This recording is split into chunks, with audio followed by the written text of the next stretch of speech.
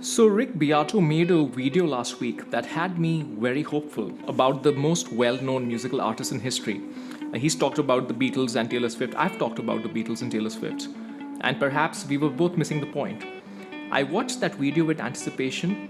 It did have a little bit of a twist, but I'm sorry to say, Rick Beato, I think you're wrong. So, hi everyone, welcome back to the Ministry of Guitar. I'm Utkarsh Mohan. As always, if you like what I'm doing, please do like, subscribe, and share. And there's always my podcast if you want to go beyond the world of guitars. Now, onto the topic on hand. It's a difficult one. I'm going to upset a few people with this conversation, but bear with me because there will be certain numbers and facts that will be put forward. I'm not saying I'm going to give you a perfectly conclusive scientific explanation, but this is as close as we can get with the information that we have. So I'll start off this conversation on why Rick Beato is wrong about the most important, the most well-known, the most heard by human beings. In fact, I have his words right here. This person's music is known by more human beings than any musician's music ever in the history of human beings. So this is the claim that we're going to talk about. Before I get into that claim, I want to say two things. Number one, I am a huge fan of Rick Beato. I think his What Makes a Song Great is one of the best things to come out of YouTube, honestly. And for me, makes the medium worthwhile, even though I have some reservations about the medium, which I've talked about. So Rick Beato, I'm a huge fan in case you're watching this. This is merely me trying to provide you more information than perhaps you have because of the context that you may have been exposed to. That's number one.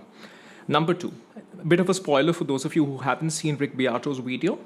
The person who is the musician that he claims is the most heard by most human beings, is John Williams.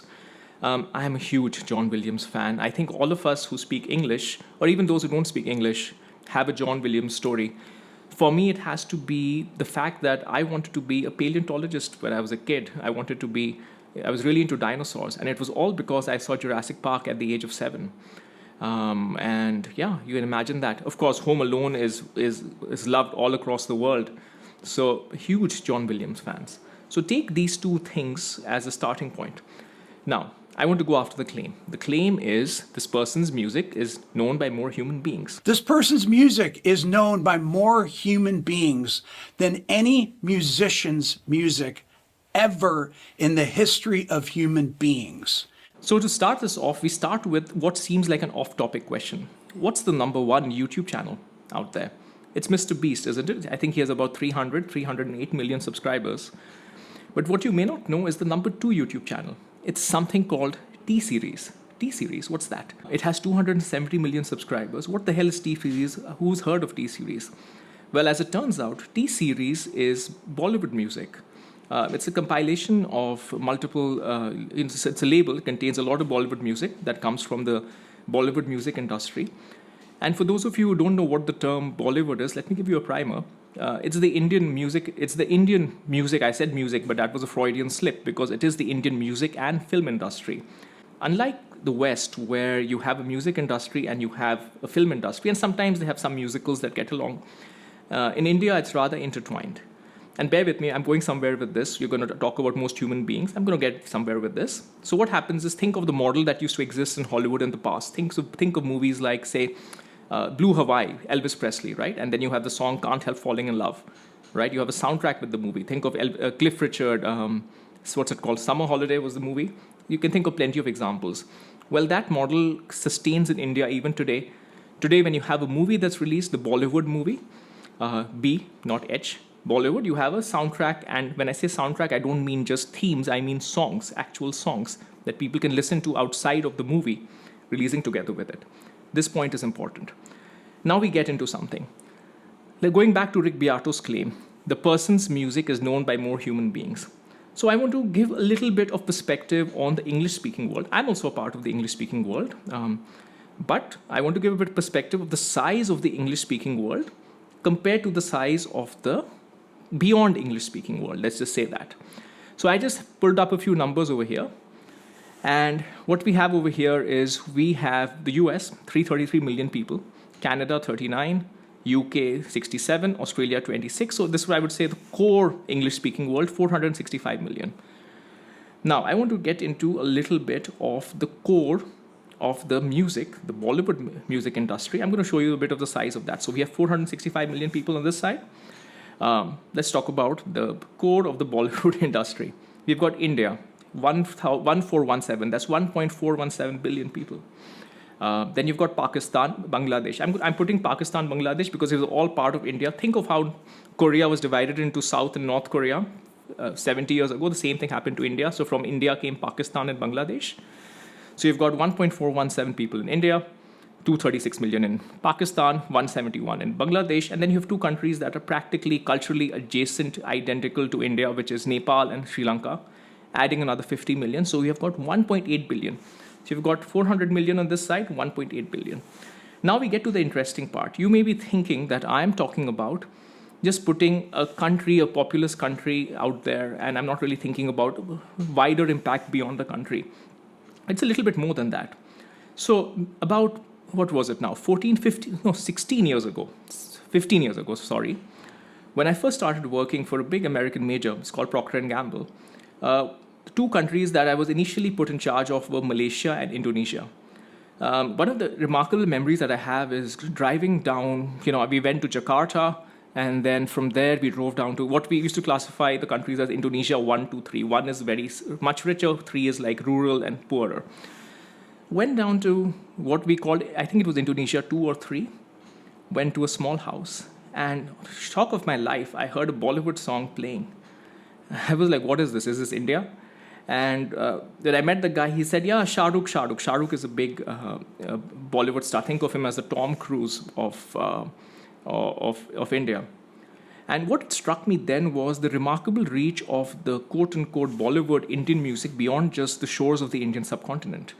As it turns out, Bollywood music is massive in Indonesia. It is massive in Malaysia. In Malaysia, in fact, the actor that I'm referring to, Shah Rukh Khan, is actually was conferred their knighthood. There's something called Datuk in Malaysia, Datuk. So he's a Datuk. He's like a knight over there. And then if you look it up, it's not only big in rest of Asia, it's also big in Nigeria and Kenya and other African countries. So what I'm telling you here is that if you look at and I'm not talking cultural impact here. Cultural impact, I think, for the world, America, Hollywood, rock and roll beats everything in general in terms of what informs the world. But in terms of what music that most human beings have listened to, going back to Rick Beato's claim, this person's music is known by more human beings than any musician's music in the history of human beings.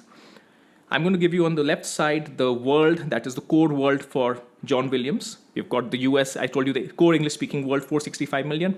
I'm adding in Western Europe just because they're also very familiar with everything that is to do with American culture. So that's adding Western Europe, France, Germany, Spain, Italy. We're up to 724 million. But in terms of the number of human beings listening and being impacted by Bollywood music, it is 1.877 billion in the Indian subcontinent plus Nepal and Sri Lanka, which are right over there. Then you add in the potential populations of Malaysia, Indonesia. Again, I'm not saying everybody in Malaysia and Indonesia are listening. I'm just giving you the size of the thing. So you're talking over 2 billion people, the countries with a population of over 2 billion people, where Bollywood music is massive culturally.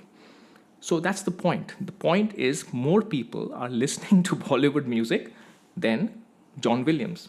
As big as Hollywood may be. This is just a fact. I'm not trying to annoy anyone. I'm just trying to give you the numbers here so that we understand. And even for me, sometimes it's difficult to comprehend, given that I am, for me, as you guys may realize, English is my first language. I mean, it's not my mother tongue, but it is my first language. I'm very much part of the English-speaking, not minority, but the core English-speaking part of India and now, of course, in Singapore. But I have to remember that there's a world outside of me. There's a world outside of the world that I like, which is the world of rock and roll, the world of electric guitars, the world of Hollywood. There's a whole world out there. That's kind of what I have to remember as well. So with all of that said, now that I have asserted the claim that Bollywood has a larger reach in terms of number of human beings enjoying it, and I want to say one more thing before I get into revealing who could be this most heard musical musician. The difference between Hollywood music and Bollywood music is Hollywood music you hear mostly during the movie. It's a theme mostly. Most Hollywood movies are not musicals. Bollywood movies, everything is a musical. You hear the songs outside of the movie. The songs transcend the movie. Think of, again, going back to the first example I said, think of Can't Help Falling in Love. Who remembers Blue Hawaii? But Can't Help Falling in Love is a classic. A lot of people in the English-speaking world know. Right? In the similar way, there may be movies that may not transcend time, but there may be songs from the soundtracks of the movies that transcend time, and that's what happens with Bollywood all the time. Now, who is the most well-known, most heard Bollywood composer? That's a difficult one, and I'm not going to turn this into a conversation on dissecting different Bollywood composers. I'm going to give you my opinion. Other people can feel free to disagree.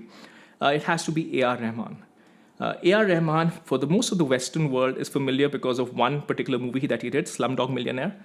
But knowing A.R. Rahman from Slumdog Millionaire is a bit like knowing Nuno Bettencourt just from More Than Words.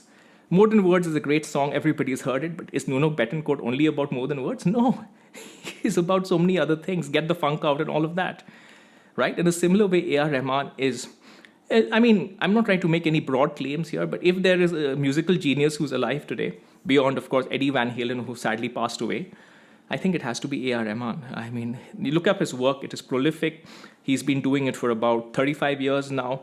This first soundtrack that he made at a very tender age, and he was paid something like the equivalent of $300 for the whole soundtrack, is probably one of the most iconic soundtracks in history. It's gone across different languages. Again, not in the English-speaking world because you're not aware of it, but outside of that, for the people who speak Hindi, for the people who speak Tamil, these are huge languages.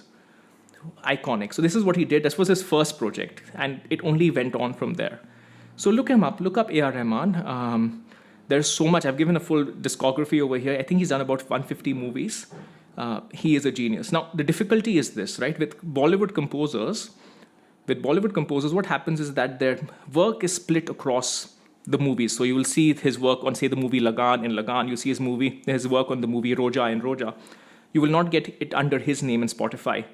And the other thing to note is most of this non-English speaking world is not listening to Spotify or paid streaming. They're listening to something of the radio. They're listening to something they get here and there. Recently, the internet has penetrated this world, but it has mostly just been something that plays wherever you can find it. So there you go. My assertion is, versus Rick Beato's claim of John Williams being the person whose music is known by more human beings than anyone else, I would assert that A.R. Rahman's music is known by more people than John Williams. That is my simple claim. It's difficult to exactly confirm this, especially given that you cannot measure things outside of the internet world. So I'm not making this as an absolute truth claim, but I am hoping that this has given you some food for thought to look beyond the world that you're immediately exposed to, know that there's an entire world of humanity out there, and hopefully that helps you broaden your perspective. All right, I hope this was helpful, and I'll see you next time.